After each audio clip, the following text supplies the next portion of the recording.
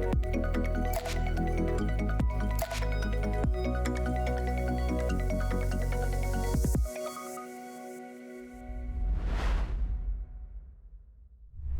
gente, esse é mais um Bitar Podcast. Eu sou a Rubia. E eu sou o João Ricardo Camilo. Vamos para mais uma conversa? Vamos para mais uma conversa. João, a gente já falou várias vezes aqui que o Instituto João Bittar, a Bittar Educação, valoriza muito a questão do ensino. E aí, com a chegada do mês de outubro, nada mais interessante do que retratar essa profissão que é uma das mais importantes do mundo. A profissão de ser uma professora, um professor, na verdade. Importante demais, até porque educação e transformação andam lado a lado, e não é à toa que a gente traz sempre essa pauta aqui para a mesa do Bitar Podcast. A gente sabe do poder transformador da educação e essa educação muitas vezes tem um porta-voz, uma porta-voz, professores e professoras espalhados por todo mundo aí, e aqui no Brasil a gente tem excelentes exemplos e não é à toa que a gente vai falar disso comemorando o mês de outubro aqui no Bitar Podcast. E aí temos como convidada muito especial Vanessa Ramos. Ela possui graduação, mestrado e doutorado em Ciências Contábeis pela Universidade Federal de Uberlândia. Como professora no ensino superior, trabalha há mais de 7 anos. Hoje faz parte do corpo docente da Faculdade Uniessa, ministrando aulas para os cursos de Ciências Contábeis e Administração. Já trabalhou em escritório contábil e empresa familiar na área contábil. Atualmente trabalha também na controladoria do Grupo Bittar Educação. Vanessa, seja muito bem-vinda e obrigada pela presença. Imagina, eu que agradeço o convite e é um prazer estar aqui com vocês. Já fica desde já os nossos parabéns pela data. Parabéns também para o Marcos Flávio, que está participando hoje no nosso Bitar Podcast. Ele que tem bacharelado e licenciatura em História aqui pela Universidade Federal de Uberlândia, é mestre em Educação pela Faculdade de Educação e também o programa de pós-graduação em Educação da UFO. Participa de vários grupos de pesquisa temáticas relacionadas ao ensino de História, Educação do Campo, relações étnico... Rubia, me ajuda. Étnico-raciais. Étnicos-raciais. Agora foi. É porque lá no plural aqui me pegou. Marcos, depois eu pedi sua ajuda aí para entender mais o que é esse tema. Mas também, atualmente, é instrutor de jovens aprendizes no Instituto João Bittar. Ou seja, educação está na nossa rotina desde sempre. Primeiramente, gostaria de agradecer a oportunidade de estar aqui, né, para falar com os jovens, para falar com todos que estão nos ouvindo. É uma data muito especial, um mês muito especial, né, onde nós comemoramos, né, onde deveríamos comemorar com mais firmeza, né, a nossa profissão, né, que por muitas das vezes ela é desvalorizada, né, mas que nós, né, professores e professoras que atuamos dentro dos espaços escolares, né, dentro das escolas, universidades, buscamos fazer com maior atenção, maior carinho, né, e responsabilidade. Eu imagino o quanto a gente tem para comemorar, mas também o quanto a gente tem para discutir sobre esse tema importante, né? Antes de vir para cá, inclusive, estava vendo um vídeo das crianças escolhendo profissões para o futuro. E muitas delas diziam que queriam ser professores e professoras. E já está mudando o cenário, porque eu lembro que quando eu estava na escola, havia uma preocupação muito grande, os professores falavam sobre isso, de as pessoas não valorizarem muito essa profissão. E aí eu faço até minha culpa, porque eu dei trabalho demais para os meus professores na escola e em casa, viu? Porque meu pai, professor, minha mãe já foi professora e para completar uma cereja no bolo, minha avó também professora, então eu dei trabalho demais porque eu falava muito na sala de aula. Conversava muito, trocava de lugar da sala, aí fazia amizade lá com o pessoal do outro lado, não resolvia nada. Por isso, esse episódio, aproveito para pedir desculpas aos meus professores, agradecer, afinal, graças a eles que eu estou aqui hoje no Bitar Podcast, podendo, então, apresentar esse programa tão especial pra gente. Então, já agradeço demais, meus pais também, que facilitaram muito. Já fiz um enredo aqui, porque hoje nós vamos mergulhar nessa história dos educadores, explorar a história de cada um deles, que são histórias inspiradoras aí para você que quer seguir a carreira de professor, de professora na educação, mas também que tem apreço por essa área tão importante e que envolve outras funções, né? Não só de professor, de professora. Por isso, é uma data que dá para abranger muitas comemorações, mas também debater. Vanessa, vou começar puxando você para a conversa, pode ser? Combinado. Da onde veio esse interesse, então, em seguir na área de educação? Mas eu sei que você aborda ali outros temas também, né? Não tem uma linha reta, digamos assim. Foi o planejado, estruturei, segui e deu certo. Na verdade, eu caí na função de professora, né? eu sempre gostei muito de estudar, eu julgo que eu era uma boa aluna, eu era comportada, não ficava conversando, sabe, fazendo bagunça, mas eu sempre gostei muito de ir para a escola. Eu me lembro que no ensino fundamental, a minha escola era na porta da casa da minha mãe, a aula começava 13h, 12h30 eu já estava na porta da escola arrumada porque eu queria assistir aula. Eu gostava muito de estudar. E quando chegou naquele momento ali do ensino médio, onde nós escolhemos qual profissão, né? Na minha época, nós tínhamos o PAES, que era anual, no primeiro, segundo, terceiro ano você fazia, então eu já tinha que escolher. Né?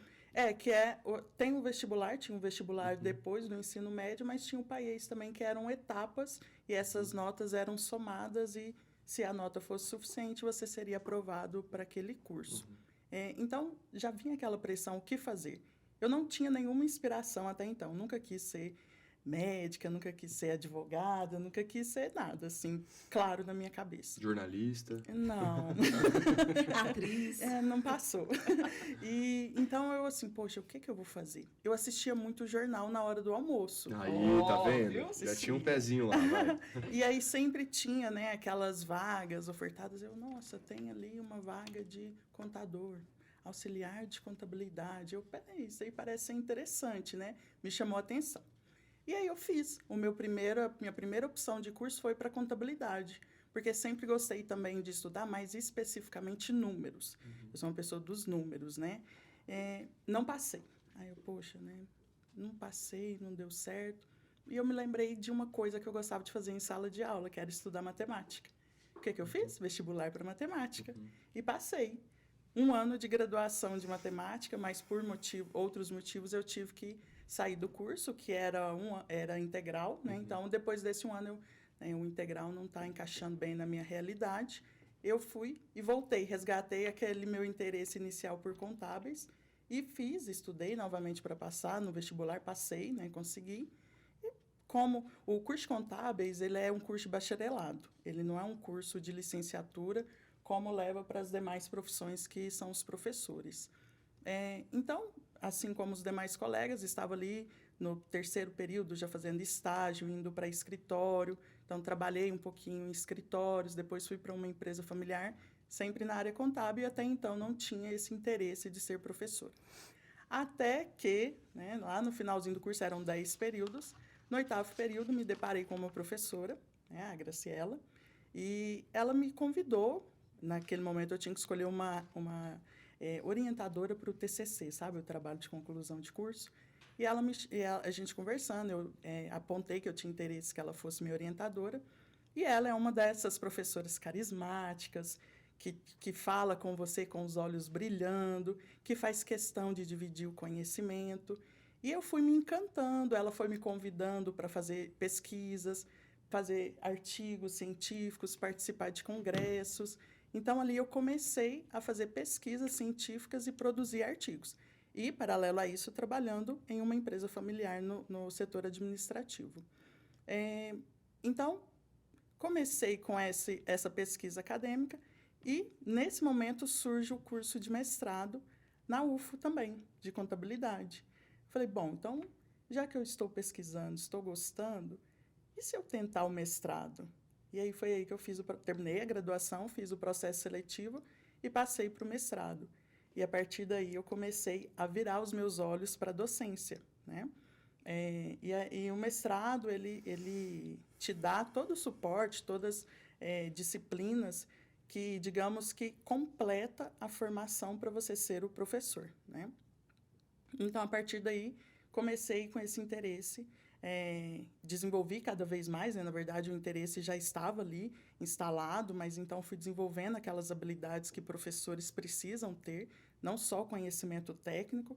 Então, eu estava desenvolvendo o meu conhecimento prático ainda, né? Porque nós desenvolvemos isso todos os dias, prático, técnico, e também acrescentando isso as habilidades necessárias para ser professora.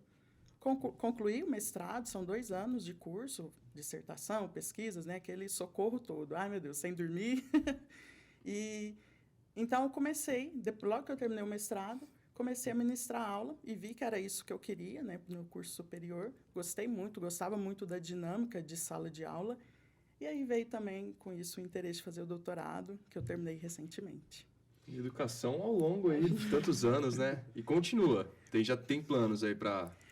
Ou agora aproveitar um pouco essa nova fase depois do doutorado? Eu terminei o doutorado, foi esse ano de 2023, então digamos que eu ainda estou respirando um pouquinho, né? Porque a gente acaba... É uma imersão, né? É, uma imersão, João. A gente fica fins de semana, madrugadas, né? Não dá também para romantizar e falar que não tem essas, digamos, abdicações de momentos com família, de lazer, de descanso, de poder assistir uma série.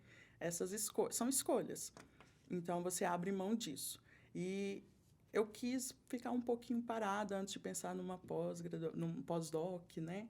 Eu estou, por enquanto, me dedicando às aulas mesmo e ao trabalho durante o dia. Então, ainda não estou com planos. Mas isso pode mudar. Sempre muda, né? Ô Marcos, e você? Conta pra gente a sua história, porque a Vanessa falou aqui no relato dela que ela caiu na área da licenciatura. Da licenciatura não, mas como professora, né? Porque aí você fez o mestrado e aí se preparou para estar em sala de aula. E você? Como que foi a sua história? Bem, a minha história, o início dela é muito diferente da Vanessa, muito parecida com a do João. Estou mais representado aqui agora. Pronto, os meninos juntaram. Durante assim, a minha vida escolar, a escola não era o lugar assim, que eu achava que era necessário para mim, né? Eu era muito custoso também, né? Conversava demais. Então, eu conversava com o pessoal da frente, conversava com o pessoal do fundo da sala. Em qualquer lugar que os professores onde ele me colocava, ele teria problemas com o Marcos Flávio, mas... E se eu estivesse lá, ia ser nós dois ainda. Provavelmente separaríamos nós de salas. Sim. Mas, então, na minha época de jovem, então eu gostava muito de jogar bola, né? E eu demorei um pouco a entender que esse processo da educação, a questão do ensino é importante. Então, eu fui trabalhar, fui buscar... outros conhecimentos, né? Eu preferi a inserção no mercado de trabalho ali com meus 18, 17 anos, né? E somente com 27 anos de idade eu senti a necessidade, né? A falta do que a educação escolar, do que o ensino superior poderia me trazer. A minha escolha, né? Essa questão, Marcos vai ser professor. Ela parte muito também, acho que de criação, meus pais, né? E meu irmão. Por sempre ter pais, né, que incentivava a gente a ajudar o outro, a pensar no próximo, a ter esse cuidado, esse carinho, né, independente da idade, se era criança, se era jovem, se era pessoas mais velhas. Então, isso sempre me despertou esse interesse, né? E aí, com 27 anos de idade, eu fui, vou fazer um Enem, vou tentar alguma coisa, quero fazer um curso de História, gosto da área das humanas, não me dou bem com números, né? E aí, assim, eu consegui ter esse primeiro incentivo, esse ponto de partida, esse start na minha vida. E aí, quando lá dentro da universidade, aí sim, a minha história aproxima demais agora com a da Vanessa, porque eu tive professores e tive professoras que foram muito importantes e que até hoje ainda são. Né? E desde o primeiro período ali eu me envolvi, né? Porque esse processo de ser professor é muito mais uma questão de desconstrução. É o Marcos Flávio, né? Criado ali, por mais que eu tive uma base familiar muito boa, né? Estando em lugares muito especiais, com pessoas especiais, eu ainda vinha carregado, né? De muitos preconceitos, de questões que somente através do ensino eu consegui me libertar, eu consegui começar um processo de desconstrução, porque mais do que importante é a gente desconstruir todos os dias. Então, a universidade ela me obrigou, não, né? Ela me proporcionou conviver com os diferentes, né? E aí esses diferentes, bem entre aspas, porque não existe diferente, né? Nós somos iguais, mas com perspectivas, né, questões diferentes, mas não usar a palavra diferente como o ruim, né, o bom e o ruim, não isso, não para separar. Mas aí então essa experiência de começar a viver, né, trabalhar com outros grupos que eu não tinha acesso, que às vezes ficava sempre marginalizado no meu âmbito de convívio, né, foi muito importante. Então, nesse processo eu conheci um professor que foi a pessoa que até hoje é meu orientador, né? Além de meu orientador de mestrado, de TCC, é um grande amigo, foi o professor Astrogildo.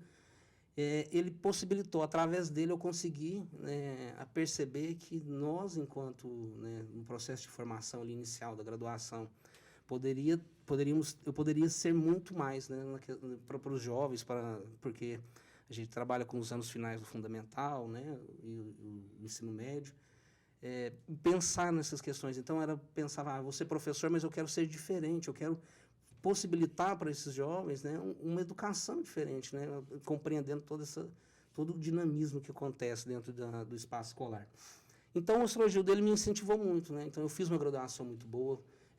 Depois, ele me colocou, Marcos, tem opção, vamos tentar fazer um mestrado, né? Estuda, busca esse conhecimento. Você já está com a idade mais velha, assim, mas dá para você continuar, né? Nunca é tarde para a gente pensar nisso. Então, eu fui fazer o mestrado, e aí, dentro do mestrado, foi essa questão que a Vanessa ela fala em relação à publicação de artigos, viajar para fazer participação de eventos. Isso foi muito importante porque isso constrói, né, contribui muito na construção da nossa profissão de professoras e professores. E eu acho que aí, a partir daí, eu tive esse gatilho, assim, agora vai dar certo. Só que eu ainda não continuei, não pensei ainda na continuação para o doutorado, né? Até porque quando eu terminei o mestrado, tudo aquilo que a Vanessa falou aqui muda muito, né? A realidade, as possibilidades que nós temos depois de graduados, né? Com diplomas na mão de pós, elas afunilam e aí a gente demora um certo tempo, um baque para entender o espaço. Né? Então, eu voltei para o mercado de trabalho, né? Através dessa oportunidade, não de ser professor, né? Dentro do instituto ainda, porque lá minha função é como instrutor, mas essa questão do professor eu consigo transformar, né? Ser um mediador, um agente pedagógico dentro daquele espaço com os jovens aprendizes. Tem uma coisa interessante na fala do Marcos, e com certeza tem na vida da Vanessa, na sua, que a gente já conversou aqui várias vezes sobre isso, que ele traz aí o nome do professor Astrogildo como um grande referencial, e a gente carrega, né, para a nossa vida alguns referenciais. Eu tenho vários, o João também já citou aqui várias vezes na mesa do Bitar Podcast os referenciais dele no âmbito da educação. E você, Vanessa, tem algum professor, alguma professora que você olha e fala, fez toda a diferença na minha vida? Eu sou de números, então vocês vão perceber que algumas vezes, tudo que eu vou fazer, eu tenho que, né, uma construção, assim, lógica. Gostei dessa técnica, viu? Uma pessoa esquecida como eu, acho que funcionaria. Você olha para os dedos, eles te ajudam aqui. Eu não sou boa com nomes, né? Eu não me recordo muito os nomes de alguns professores lá, porque fazem alguns anos, tá? Mas lá, desde o meu ensino básico, ali no fundamental, eu tinha professoras que elas me cativavam com, digamos assim, características diferentes. Então, lá no ensino básico, eu tinha professoras carinhosas, que falavam com os alunos de forma doce, que dava aquele bom dia, um abraço, que se preocupava se cada um estava conseguindo fazer a atividade, né? Eu me lembro que tinha ali no começo os ditados, as professoras ditavam, elas queriam ver se, além de conseguir escrever, se a sua letra estava bonitinha, como que estava o seu caderno, né? Então, aí eu já me cativavam. Ao longo da minha formação, pelo gosto de matemática, eu acabei me aproximando mais de professores dessa área de matemática, física. Então, eu tinha, no meu ensino médio, a Dodora, né, que era professora. A minha formação toda, ela se passou dentro de escolas públicas. Então, no ensino médio, primeiro ao terceiro ano, a realidade dos professores, eu acredito que nós vamos falar disso em alguns momentos, se torna recorrente, e o Marcos já pontuou, não é tão fácil, né? Porque os alunos têm histórias diferentes, né? Eles vêm de contextos que talvez dentro de casa não tenham um incentivo de ir para a sala e tentar absorver o máximo. Então, talvez eles enxergavam o professor como aquele culpado de estar dentro de sala de aula, né? Eu percebia isso lá no ensino médio e eu via na Dodora, né, Maria da Dores, mas a gente chamava ela de Dodora com carinho, ela tinha essa força de vontade, assim, de brigar, dar um sacudido nos alunos. Vamos, gente, vocês têm que fazer esse exercício, está difícil, mas vamos, porque isso é importante para vocês. Para mim, eu já estou formada, é para vocês.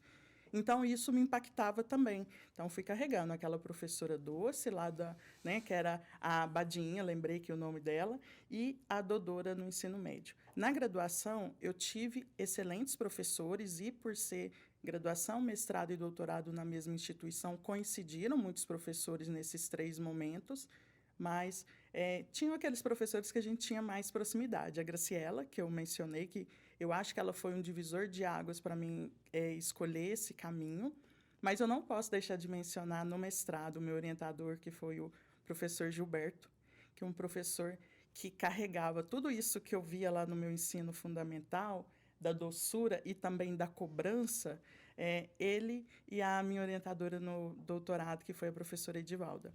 Se você me perguntar, Vanessa, hoje, você coloca em prática alguma coisa que você viu nesses professores, né? Além do conhecimento técnico, da formação professora mesmo?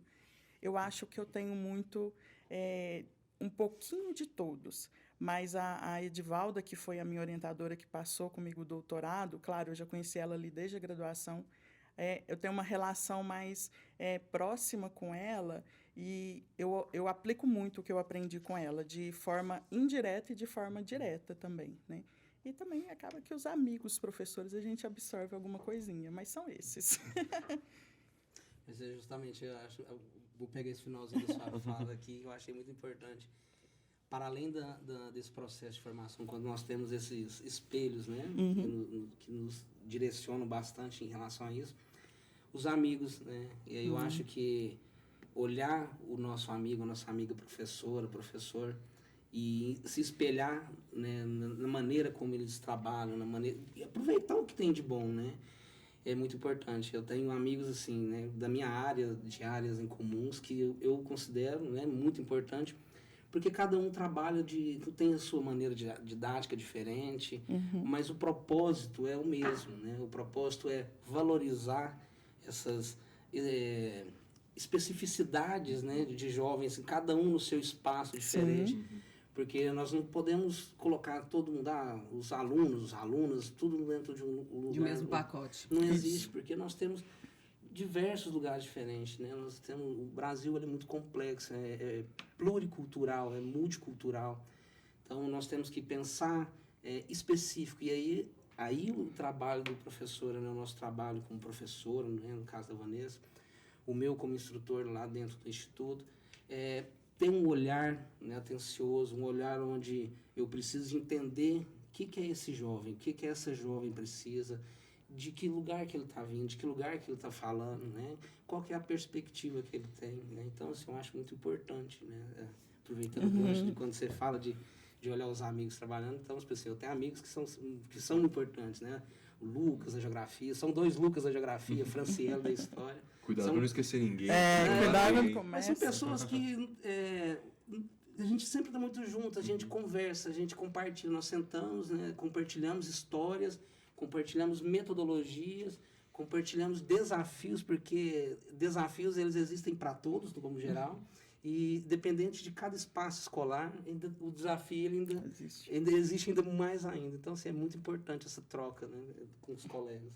Eu tenho exemplos lá em casa, já contei, mas tem um professor que compartilha também histórias e experiências comigo muitas vezes, né? Rubia.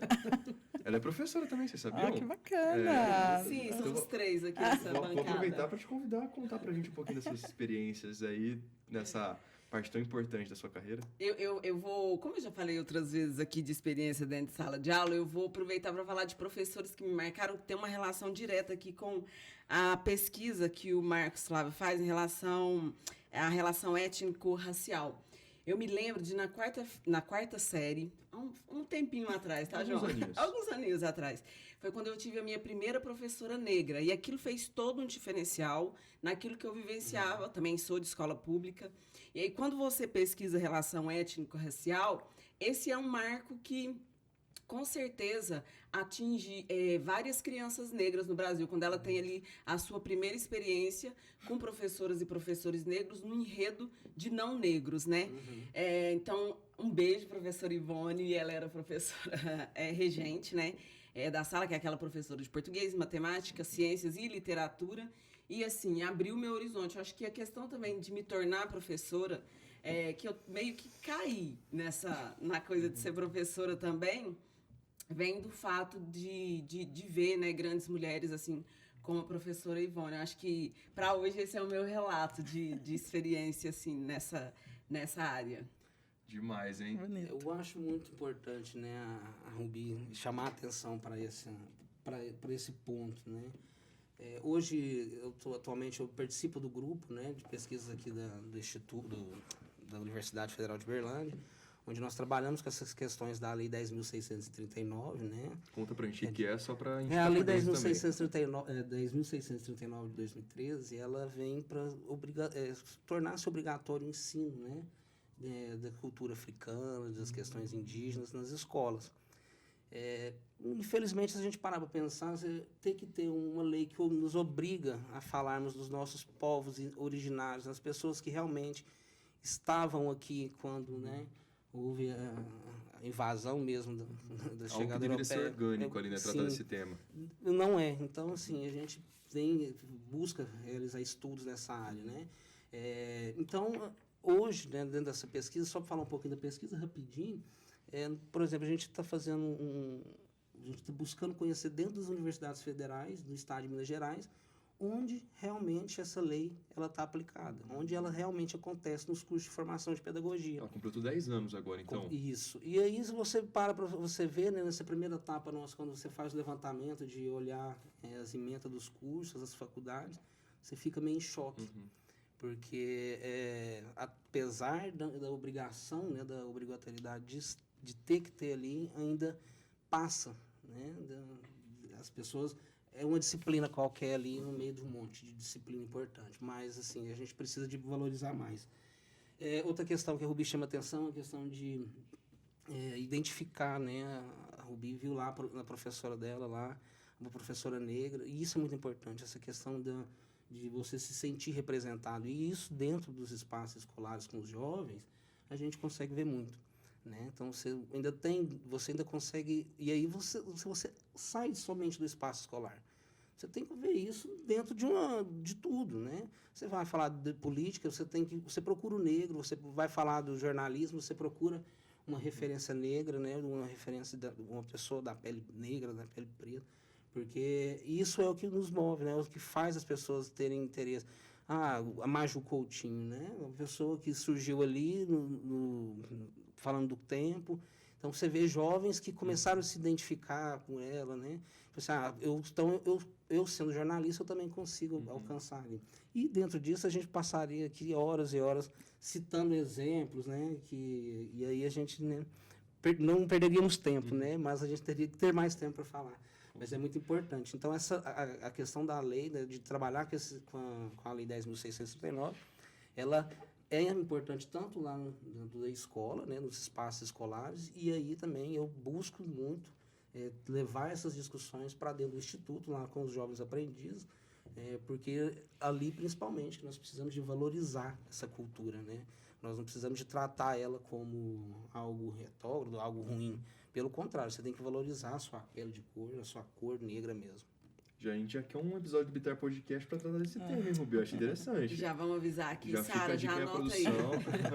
Mas eu acho que é muito importante porque da maneira que vocês falam é um papel fundamental em vocês conseguirem transformar essas experiências que vocês tiveram, vocês três, né, enquanto mediadores, para que essa experiência de vocês vire educação, vire informação, conhecimento em outras pessoas, né? E pessoas, como vocês já disseram, né, em diferentes escalas, diferentes salas, contextos. Por isso o professor ele atua em diferentes âmbitos ali, seja na educação básica, até mesmo na graduação, né, Vanessa? Então eu queria que vocês falassem um pouquinho de como existem essas oportunidades profissionais para o professor, tanto lá no comecinho da infância, para as pessoas que estão procurando uma graduação, os jovens aprendizes, que não deixa de ser uma mediação ali que vocês fazem. Vou começar pela graduação. Já chegou a experimentar alguma outra sala de aula ou sempre foi na faculdade? Eu, por um curto tempo, assim, que é semelhante à graduação, porque também estamos falando de formação profissional, eu ministrei aula para um curso técnico, né? de contabilidade. Aquela, né? Sempre tem uma contabilidade por trás. Números Os números não me abandonam. Mas, fora disso, não. Eu já participei em alguma atividade extracurricular, né? Durante o mestrado e doutorado, você tem muita oportunidade de participar desses eventos, que é ir para a sala de aula, principalmente no ensino médio, para fazer alguma atividade com os alunos, falar um pouquinho da educação financeira, falar um pouquinho, né, dos números, que eles não devem nos assustar, e sim eles estão ali para nos auxiliar. E a gente sabe que, né, no Brasil, de uma forma geral, a gente tem essa deficiência de conhecimento de educação financeira. Então, eu tive essa oportunidade, mas não enquanto docente. Sempre em graduação, em alguma especialização também eu já fiz participação. Mas, digamos que 99% graduação. Graduação. Sim. Para você seguir uma outra área ali, que é a instrução, não deixa de ser um profissional de educação, Sim. mas para outro segmento ali, uma outra rotina, né? Assim, João, hoje, né, para você ser professor, né, você precisa de ter o curso de graduação, né? Igual você perguntou para nós, né, como que nós temos vários jovens, né, que estão aí nos assistindo. Então, primeiro, você precisa de ser graduado, você precisa de se fazer uma graduação em licenciatura, né, e para que você possa trabalhar como professor. A pedagogia também, né, ela possibilita você trabalhar com os anos iniciais ali, alfabetização, os anos iniciais do fundamental, que é o primeiro de primeiro ao quinto ano, e aí as graduações mais específicas em geografia, história, né, matemática, português, possibilitam você trabalhar tanto os anos finais do ensino médio, né, que é do 6º ao 9º, e também o ensino médio, né. Passado disso, o mestrado possibilita nós, o mestrado e o doutorado, né, trabalhar como formadores, né. Então, a Vanessa hoje, ela trilha o caminho, né, trabalha dentro de um lugar onde ela está formando, né, você forma profissionais, né. Então, assim, e no caso meu, se eu for ainda é um caminho que eu busco, né, de trabalhar dentro de uma universidade, trabalhar como formador de formadores, né, formação de formadores, que é muito importante. O caminho que eu trilhei, né, foi um pouco mais assim diferente, né, que foi trabalhar mesmo com os jovens, né. Eu vi dentro de um ambiente onde eu trabalharia com a questão de ensinar, né, a questão de ser instrutor. E o maior desafio, né, que a gente precisa de entender, de ser professor, e aí não dentro de um espaço de regular de ensino, né, que eu não estou trabalhando no ensino fundamental, não estou trabalhando com ensino superior, não estou trabalhando com ensino, né, básico, mas na questão de formar, né, e ali no meu cargo de instrução, né, que é uma questão que você precisa de estar orientando, transformar aquele ambiente ali, que não é um ambiente de sala de aula regular, mas é um ambiente de aprendizado. E eu sempre falo com os jovens, né, que ali é um lugar onde eu ensino e aprendo ao mesmo tempo, né, e ali talvez isso seja o maior desafio para mim e talvez aquilo que mais me motiva todos os dias a estar ali com aqueles meninos e aquelas meninas, aprendendo muito mais do que ensinando.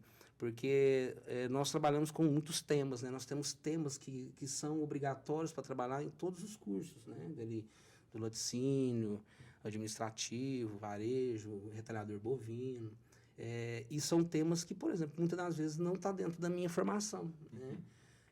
Por exemplo, a gente trabalha com a questão de balanço patrimonial, por exemplo, né, que é muito mais voltado na área da colega Vanessa, né? Só que eu, Marcos Flávio, preciso então de fazer aquele espaço ali se tornar um espaço educativo, né? Nós temos os temas de aula, nós temos todo o apoio pedagógico, né? As aulas, né? Os textos, e ali vai muito mais do professor explorar esse seu lado de ser educador, né? Buscar as experiências dos jovens que trabalham em determinada empresa e outras empresas e trazer para dentro daquele contexto.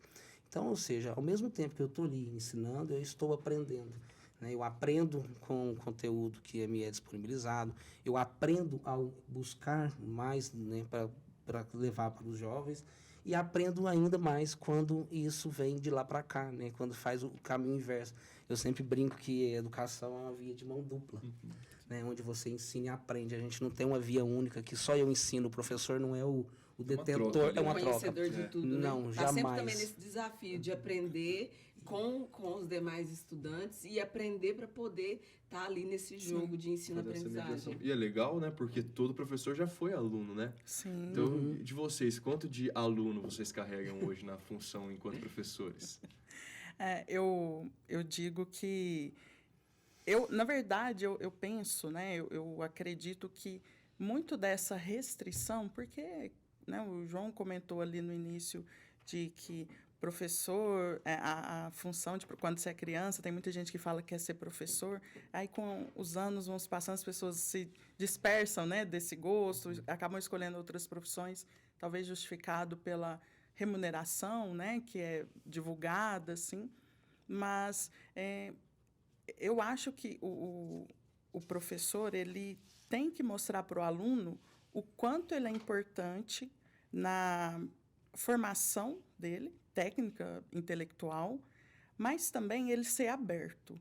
Porque eu imagino que ainda existe muito aquela imagem, nossa, professor ele tem que saber de tudo, professor ele é a palavra dele, ponto. Não, a única coisa que a gente não consegue mudar é o resultado de uma expressão algébrica, né, que é um cálculo exato. Fora isso, todos nós temos que entrar em uma sala de aula, imagino que o Marcos faça isso, né, que você também, nós temos que entrar de coração e mente aberta. Por quê? Eu tenho alunos ali de graduação e eu posso ter alunos de idade e de experiência maiores que a minha. Então, eu tenho que ter essa consciência que o meu conhecimento formado em sala de aula, mestrado, né, a pós-graduação estrito sensu, que é mestrado e doutorado, ela não me faz mais inteligente que ninguém que está ali. Isso é ótimo de ser ressaltado. Sim, até porque eu tenho alunos do curso de contábeis, hoje na UNES ele é do 1º ao 8º período. Eu tenho alunos de 6º período que estão trabalhando antes de entrar na graduação. Eles escolheram a graduação em contábeis para ter uma formação e, com isso, receber melhores propostas, melhores remunerações. E aquela pessoa que está todo dia ali dentro de um escritório, ele desenvolveu conhecimentos talvez mais profundos em determinada temática que eu. Então, quando eu chego para dar aula de contabilidade internacional, chego para falar das normas internacionais de contabilidade e vou falar de um ponto específico do balanço patrimonial que alterou conforme essa nova lei. Talvez eu vou falar de um ponto de uma forma mais genérica para que todos conheçam e eu vou ter um aluno ali que, nossa, professora, eu estudei, eu fiz um curso, eu fui lá para o sindicato, estudei, e é assim, tem essa novidade, teve essa alteração. E se eu, naquele primeiro momento, olho para o aluno e falo, não, a professora aqui sou eu, quem tem que ensinar sou eu. Eu limito esse aluno e limito todos os outros, se forem 40 alunos na sala, limito todos os outros 39 de se expressarem. Então, chegar com o coração aberto não é simplesmente, nossa, ser aquele professor camarada, né? Não, é você saber que tem gente ali que pode ter mais conhecimento que você. E eu sempre, nas minhas primeiras aulas, porque na graduação a gente acaba repetindo turmas em períodos diferentes, né? Mas eu gosto sempre de reforçar com os alunos de 1º, 2º período, que eu estou ali para aprender com eles. Eu sou uma facilitadora. A minha função é seguir a matriz curricular, a ementa da disciplina, e conduzi-los por aquele conhecimento que as diretrizes falam, a formação do contador básica é essa. Só que eu não posso chegar de forma rígida e falar que eu sei tudo. Então, gente, me apresento, falo da minha formação, falo das minhas experiências, e eu estou aqui para aprender com vocês. O que vocês trouxerem de dúvida e eu não souber responder, porque isso acontece e muito, tenho certeza que a minha resposta vai ser: guarda essa pergunta que eu vou pesquisar. Vamos discutir um pouquinho mais sobre isso? Ou então, é uma pergunta específica, esse colega aqui tem uma experiência maior. Vamos conversar um pouco sobre isso? É construir o conhecimento juntos. E ainda eu brinco, eu falo assim, e outra, se algum aluno fizer uma pergunta e alguém ri da pergunta desse colega, se prepare que vai ter problema comigo. Aí vai conhecer a tia Nessa. É porque tem a tia Van e a tia Nessa, né? Tia Van é a boazinha. A tia Nessa é do dia da prova. Entendi. Mas a Vanessa chama atenção. E assim, Vanessa, eu acho gostoso de ouvir, né, que tem colegas, né, que trabalham na mesma perspectiva que a gente, é muito importante. Eu sempre comento com os meninos, falo, olha, se eu não sei, eu não tenho vergonha de falar que eu não sei.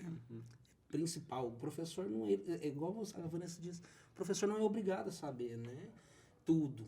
Mas ele é obrigado a ser honesto, né? Então, pessoal, falar, eu não sei, nós vamos pesquisar. Mostrar o caminho. Muitas vezes nós Exato. pesquisamos junto. E aí, lá no Instituto, assim, a gente acontece demais, porque são temas que, igual eu mesmo já disse aqui, é que às vezes eu não tenho tanto conhecimento, mas por mais que eu me prepare, às vezes me pega ali, desprevenido.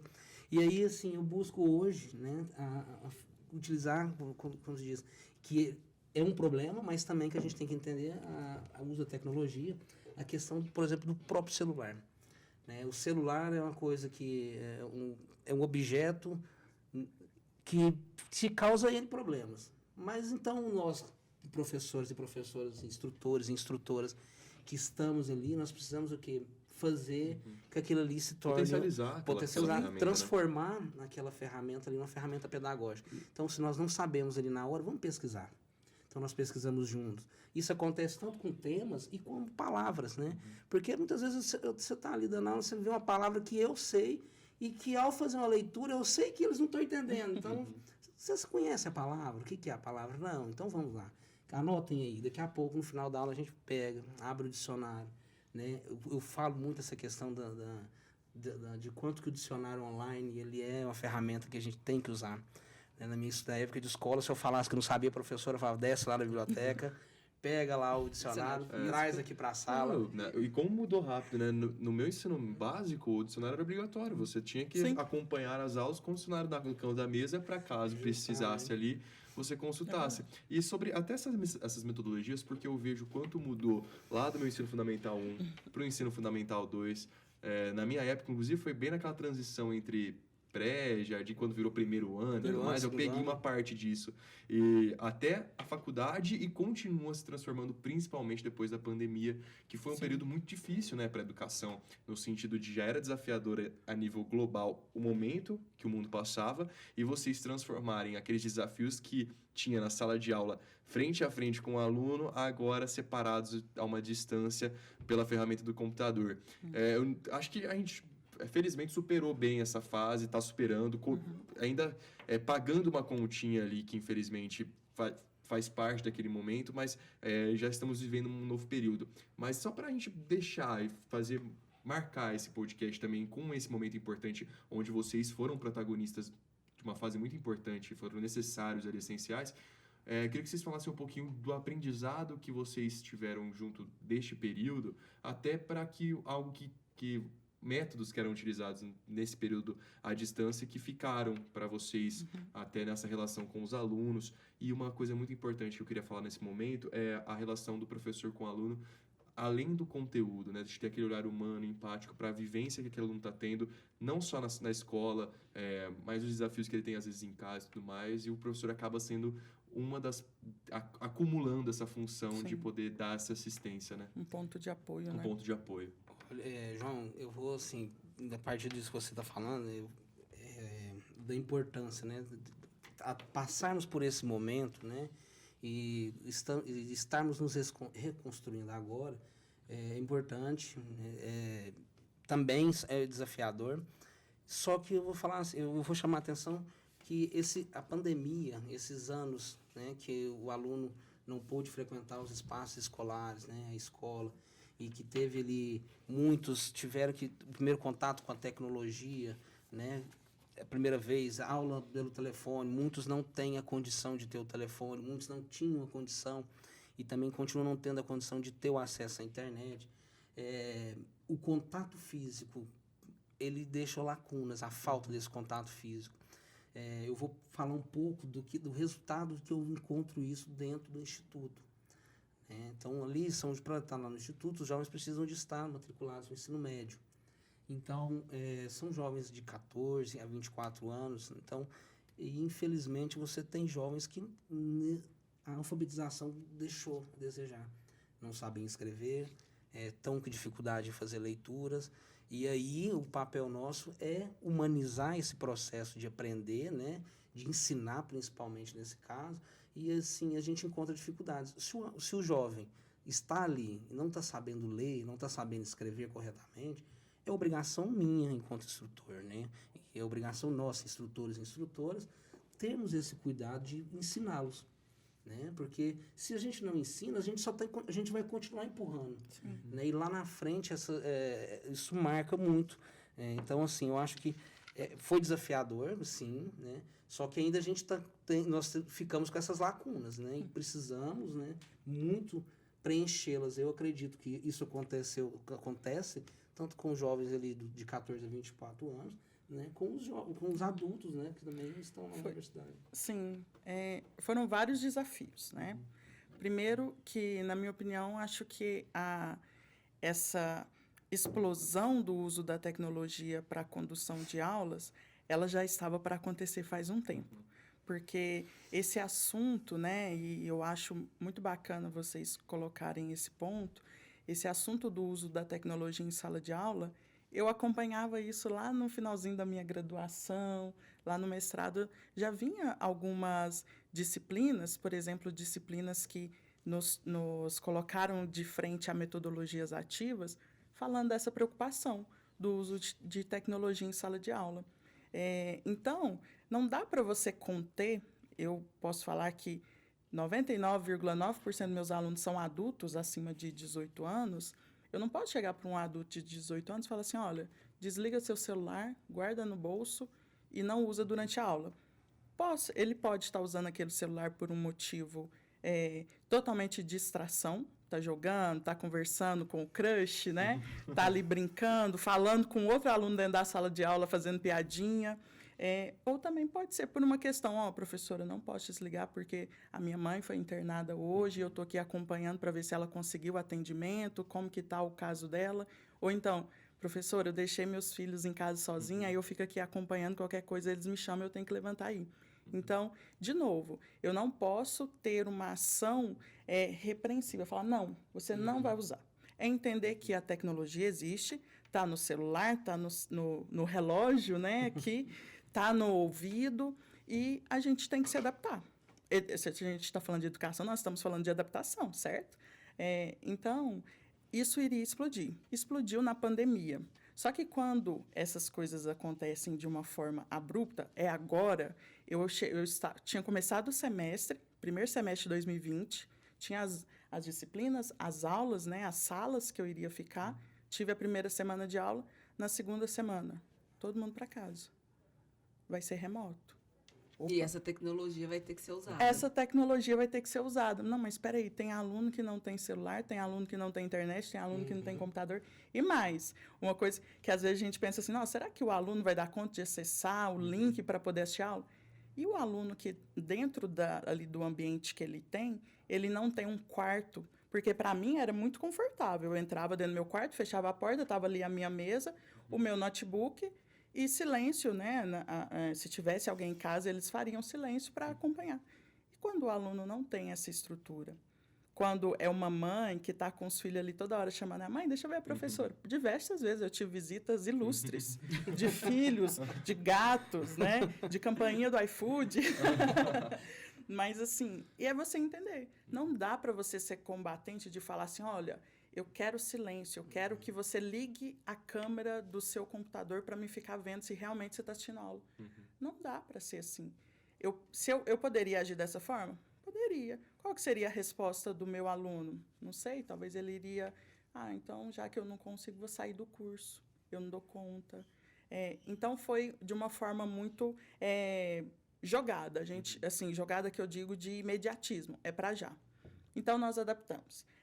Aí acontecem os desafios, que se em sala de aula a gente pega o quadro e vai fazendo um passo de cada vez, aí vem a dúvida na hora. Quando a gente está falando desse formato tecnologia de eu estar de cá e o aluno em casa me acompanhando, talvez o aluno, por vergonha de abrir a câmera ou ligar o microfone para fazer uma pergunta, ele, não, depois eu olho, depois eu leio o material.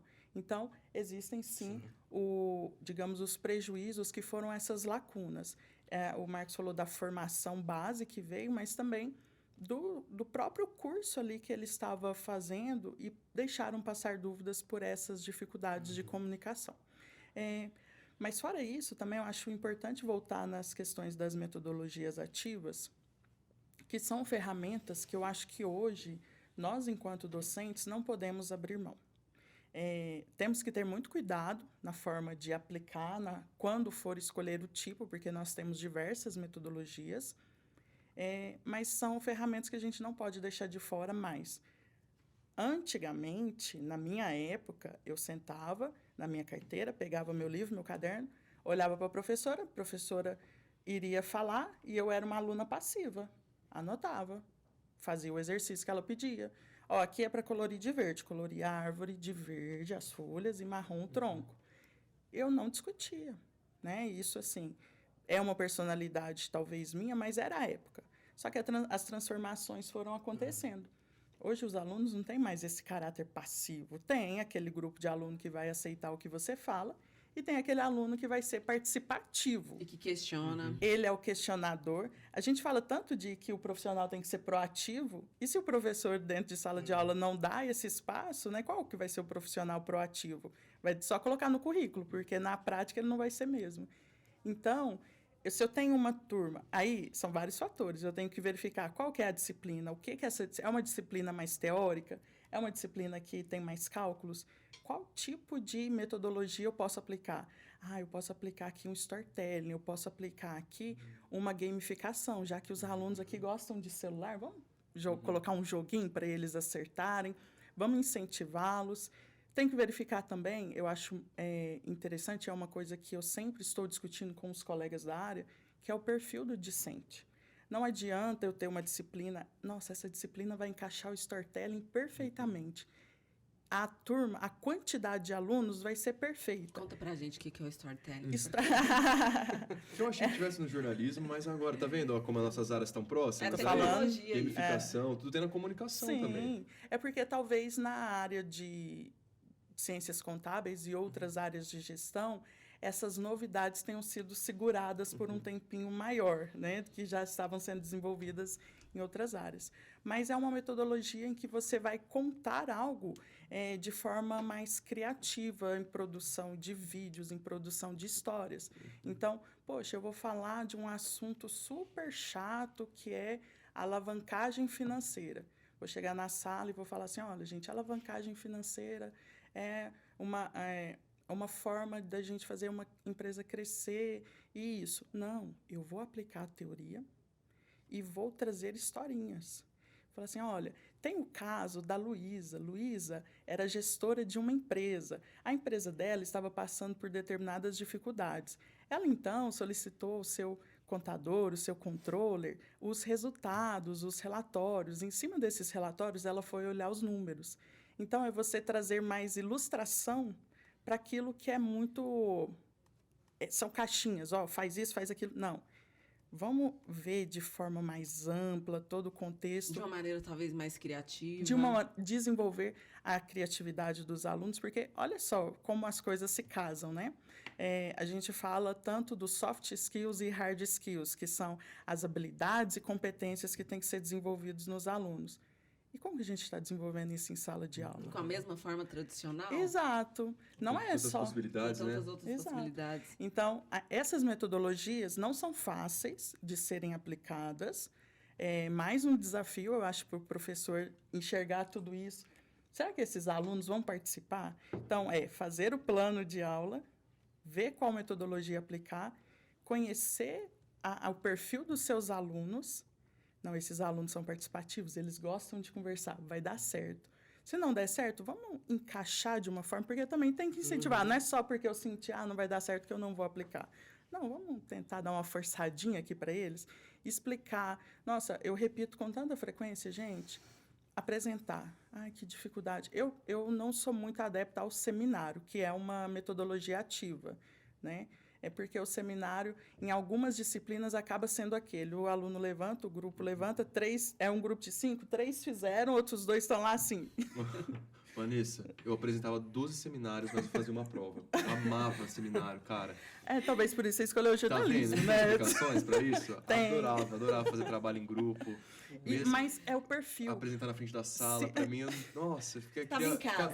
As pessoas ficavam ansiosas pra não ir, eu ficava ansioso pra ir. Exato. Se pudesse, eu fazia aquilo o resto da minha vida. É por isso que você exerce o jornalismo bem. Porque quando a gente fala do perfil do discente, eu acho que é papel dos professores também nós entendermos que existem essas diferenças. Porque se eu pegar aquele aluno, eu tenho alunos que a nota é 100. São alunos que não erram numa conta, a prova eles fecham.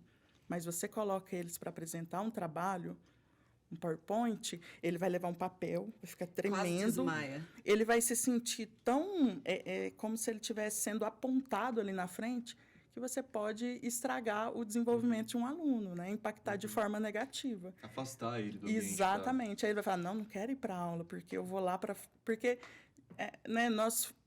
eu falo que eu sou uma eterna aluna. A gente sabe, está lá apresentando um trabalho, os colegas do fundo estão discutindo do lanche que eles vão comprar na cantina. Esses colegas do Parece fundo, que viu? está falando de você. O João e o Marcos estão lá.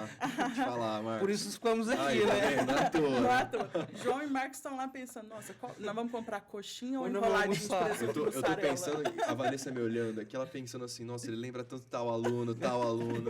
Mandar um abraço pra eles, inclusive, né? Porque, mas tem vários Joãos. E que bom que o ambiente da sala de aula, enfim, do ambiente educacional tem essa pluralidade, né? Tem. Porque eu lembro um pouquinho dos meus amigos de várias partes ao longo do meu processo educacional, faculdade, escola. Como meu grupo era formado por pessoas diferentes, que tinha cada um ali um gosto, mas que o quão a gente está exposto às diferenças nos Sim. constrói, né? O quanto isso é bom. E vocês estão num ambiente potencial para isso e com essa missão super especial e importante que é transformar tudo isso, apontar o caminho, mostrar ali os caminhos, né? Porque são vários. Pessoal, a gente tem que caminhar agora para o final deste episódio do Bitar Podcast, mas ao longo da nossa conversa, eu sei que já surgiram dessa conversa de hoje vários outros temas. Então a gente sempre faz um combinado que vocês voltam, né? Voltamos. Posso Pode contar com chamar. vocês? Chama. Com certeza. Olha, muito obrigado por participar desse momento especial, não só pra gente, pra vocês também, claro que a data, né, de vocês, comemorem bastante, mas para toda a rede, né, do Instituto João Bittar, da Bittar Educação, seja os professores no título, mas todas as pessoas envolvidas nessa missão importantíssima de transformar através da educação a vida e impactar a vida de tantas outras pessoas e pessoas que impactam outras, e essa rede é muito importante. Obrigado por celebrar essa data junto com a gente, viu? Obrigada a vocês. Foi tão confortável, né, que eu nem percebi a hora passando. Passa. Mas você coloca 2, 3 professores para falar, vendo? né, que seria um podcast bônus. Quem Se sabe? não for Quem dobro sabe do até um quarto um dia? Porque eu não herdei a paciência que meu pai tem para ser professor, a didática. Não é à toa que lá em casa, eu acho que a minha irmã já pegou mais esse lado. Ela que é da exatas, gosta também de dar as coisas no número ali. Quem sabe? Tenho bons exemplos. Quem sabe um dia o professor de jornalismo, imagina, Rubia? Eu adoraria levar você como professor Eu de ia jornalismo para os meus estudantes. Imagina. Seria maravilhoso. Eu ia apagar a língua, o pessoal lá começando no fundão, eu falando aqui na frente, eu ia apagar toda a minha língua dos meus anos de Ô, João, já aluno. está feito o convite. O dia que você puder, nessa sua agenda lotada, você vai ministrar um isso. Faço workshop, uma questão. aula de jornalismo, pode ser? O convite feito ao Eu vivo já vou aqui, abrir um quadro lá na minha escola de profissões. Já Profissões. vou imitar o Bitar Podcast. Tenho certeza que vai ser muito bacana. Já aceito o convite aqui com essa pressão de 3 câmeras me olhando. 3 câmeras e 3 professores. Isso. O Ó, professor não esquece. vou- Eu agradeço o convite para poder participar, né? Eu acho que igual a Vanessa falou, passou tão rápido, parece que a gente gostaria de falar tanto mais, né? Mas foi muito satisfatório, né? Principalmente ter conhecido a Vanessa aqui, saber que lá no lugar que ela está, né? Lá no ambiente de graduação, né? Que ela faz as mesmas coisas que a gente tem muito em comum, apesar de ser áreas totalmente diferentes. Isso é gratificante, é muito gostoso, né? E isso aí acho que fica, né? Esse instigamento, né? Para os jovens, né? Para os professores que nos assistem, que é o ambiente da sala, a gente é aquele negócio, a gente é responsável pelo aquilo que a gente cativa, né? Então, quando a gente faz um trabalho, quando a gente é o mediador cultural, quando a gente é o mediador intelectual dentro dos nossos espaços de trabalho, principalmente voltado à educação, a gente é responsável, né? E isso é prazeroso demais. Eu agradeço demais, Bia, agradeço demais, João, agradeço você também. Ô, Marcos, foi um prazer dividir o fundão com Não, você. foi- Viu? Até a próxima. Por mais fundo, Eu acho que a gente se comportou hoje. Comportaram Comportar, bem. tô merecendo professor. 10. Tô merecendo. Ó, até a próxima, então, viu? Obrigado. Obrigada. Professores. Tchau, Tchau. tchau.